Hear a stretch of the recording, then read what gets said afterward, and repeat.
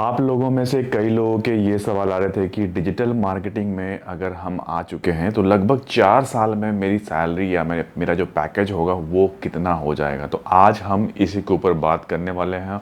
Real life example भी अपना दूंगा कि भाई मेरा सैलरी कितना था और 4-5 सालों में मेरी सैलरी कितनी ग्रो की थी। या फिर ऑनलाइन अगर अभी आप सर्च करेंगे तो अगर Naukri.com और बाकी जगह पर तब आपको क्या पैकेज मिलेगा, इन सब चीज़ों के बारे में हम डिटेल में बात करने वाले हैं अपनी इस वीडियो में। वीडियो को लास्ट तक देखना बिल्कुल मत भूलिएगा। चैनल पर नए हैं सब्सक्राइब कर लीजिएगा। इंस्टाग्राम पर आप मुझे सवाल पूछ सकते हैं, अनीश के सिन्हा मेरा हैंडल है, तो वहाँ भी आप मुझे फॉलो ज़रूर कर लीजिएगा। तो चलिए स्टार्ट करते हैं ये वीडियो। देखिए, डिजिटल मार्केटिंग में अभी आपने कदम रख दिया है या फिर आप काम कर रहे हैं, तो अगर मैं बात करूँ 4 साल में आपका क्या पैकेज रहेगा या क्या आपकी सैलरी आपको इन हैंड मिल रही होगी, तो सबसे पहले मैं कहीं और का कोई बात नहीं करूँगा, सीधा सीधा एक एग्जांपल अपना दूंगा कि जब मैंने डिजिटल मार्केटिंग में कदम रखा तो मैंने ज्वाइन किया था 16,000 के सैलरी के आसपास, लगभग 16 साढ़े 16 के आसपास मैंने ज्वाइन किया था। 1 साल के बाद जो मेरी सैलरी थी वो इन्होंने 23,000 मेरा कर दिया था। तो मोटा मोटा आप मान के चलिए 5 से 6 हज़ार रुपये का मेरा ग्रोथ यहाँ पर मुझे मिल गया था। अब ये इसलिए मिला था क्योंकि उस समय मैं लगभग लगभग मान के चलिएगा करीबन 8 प्रोजेक्ट्स पर काम करता, 8 वेबसाइट्स की ऑफ पेज एक्टिविटी मैं कर रहा था। तो इसीलिए जो मेरी सैलरी थी वो इन लोगों ने करीबन परसेंटेज वाइज पर नहीं काम कर करके अमाउंट पर काम किया था। तो मैंने बोला भी था कि मुझे लगभग 10,000 का हाइक दे दीजिए, तो इन्होंने कहा था कि ये बहुत ज़्यादा हो जाएगा, तो 6 से 7 हज़ार रुपये के बीच में इन लोगों ने बढ़ा दी थी मेरी सैलरी। तो मेरी सैलरी हो गई थी 23,000। उसके बाद का जो था, अब ये हुआ कि उस समय कोई एक बंदा छोड़ के जा चुका था, उसका हैंड ओवर मैंने लिया था। ठीक है। तो अब क्या हो गया था कि मैं दो रोल देख रहा था, मैं एसईओ भी देख रहा था और सोशल मीडिया के बारे में भी मैं पढ़ाई कर रहा था और वो भी देख रहा था मैं। साथ साथ में मैं गूगल एडवर्ड में भी इनको हेल्प कर रहा था, क्योंकि टीम ज़्यादा बड़ी नहीं थी, 3 से 4 लोगों की टीम थी। तो गूगल एडवर्ड में कीवर्ड रिसर्च और बाकी चीज़ें, रिपोर्ट मेकिंग, इन सब चीज़ों पर मैं लगातार काम कर रहा था 6 महीने के बाद से, क्योंकि ये सारी चीज़ें करके मेरे को आगे देनी होती थी और ये काम सबको एज ए इंडिविजुअल अपना काम का रिपोर्ट बना के देना होता था। तो मेरा एक्सपीरियंस, मतलब समझ लीजिए कि जो नॉलेज है ना वो मैं 6 महीने से ही ग्रैब करना स्टार्ट कर लिया था, ऑफ पेज एक्टिविटी के साथ रिपोर्ट मेकिंग और सोशल मीडिया का काम। इन सब चीज़ों पर मैं लगातार काम कर रहा था और साथ में ऑफ पेज एक्टिविटी 8 वेबसाइट पर तो ऑलरेडी मेरा चल रहा था। इसके बाद क्या हुआ कि फिर जो मेरी सैलरी थी वो जब मैंने लिया लगभग 33,000 रुपये का, मतलब सीधा 23 से सीधा 33,000 रुपये का। अब ये क्यों हुआ था, क्योंकि मेरा जो पूरा जो करियर था, मतलब कि जो ग्रोथ चल रही थी और मतलब जो कई लोग काम कर रहे थे उनमें से छोड़ के जा रहे थे, नए बंदे आ रहे थे, तो उसमें मैं एक तरह से मैं सीनियर होता जा रहा था। अब जो वो बंदे जो हायर हो रहे थे, अब वो मेरे से अगर ज़्यादा सैलरी पर हायर होते तो बट ऑब्वियस था कि मुझे बुरा लगता। तो इसलिए कंपनी ने क्या किया था कि मेरे वो सीधा सीधा पैकेज मेरा 23,000 रुपये मेरे को इन हैंड मिल रहा था।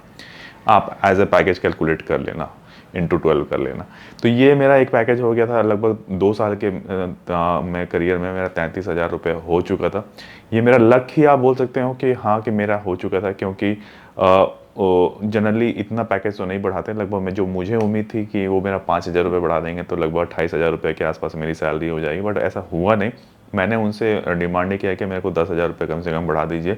लास्ट टाइम भी जो मेरा सैलरी था वो सिर्फ 7-8 हज़ार रुपये बढ़ा था, तब इन लोगों ने बढ़ा दिया था मेरी सैलरी लगभग, क्योंकि हाँ, ये मेरा परफॉर्मेंस देख के, मेरा काम देख के इन लोगों ने बोला कि हाँ नहीं, ये बंदा हमें चाहिए और इसको रिटेन करना है। तो हम मुझे आराम से 33,000 रुपये हो चुका था। उसके बाद जो मेरा सैलरी बढ़ा था वो बड़ा ही कम बढ़ा था, तो लगभग लगभग 40,000 रुपये के आसपास, 38 के आसपास था मेरा मेरा बढ़ाया इन्होंने। तो उस समय जैसे इन लोगों ने बढ़ाया मैंने वहाँ पर रिज़ाइन कर दिया था। ठीक है। तो मैंने वहाँ रिज़ाइन करके और सीधा सीधा मैंने क्या किया, मैं इंटरव्यूज़ देना चालू कर दिया था।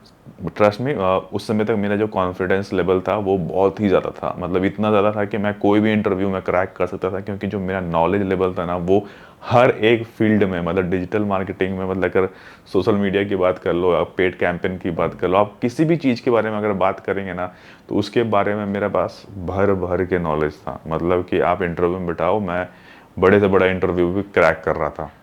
तो उस समय का वो लेवल वाला कॉन्फिडेंस था मेरा। जैसे अप्रेजल इन लोगों ने किया, मेरा फर्स्ट सैलरी आने वाला था, जैसे आया मैंने भाई रिज़ाइन कर दिया और मैंने अपना जॉब हंट चालू कर दिया। तो मतलब कि चौथे साल तक जो मेरी सैलरी थी वो मैंने जब ज्वाइन किया वहाँ पर वही 50,000 के आसपास ज्वाइन किया था, 46-47 के आसपास मेरे को याद आ रहा है कि मैंने वहाँ पर हाइक लेके मैंने छोड़ दिया था। तो मतलब कि मैं अगर बात करूँ तो 4 साल में आपका पैकेज आराम से 50,000 के आसपास तो पहुँच ही जाएगा।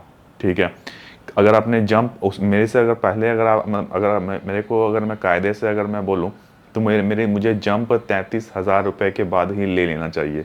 अगर मैं ये ले लेता तो मेरी सैलरी सीधा सीधा 45,000 रुपये के आसपास होता, थर्ड ईयर में ही हो जाता। अगर थोड़ा सा हाथ पैर मारता तो उस समय तक मैं क्या करता, मेरा जो लर्निंग फेज़ था वो ख़त्म नहीं हुआ था, मैं उस समय तक सीख ही रहा था। तो इसलिए मैंने छोड़ा नहीं।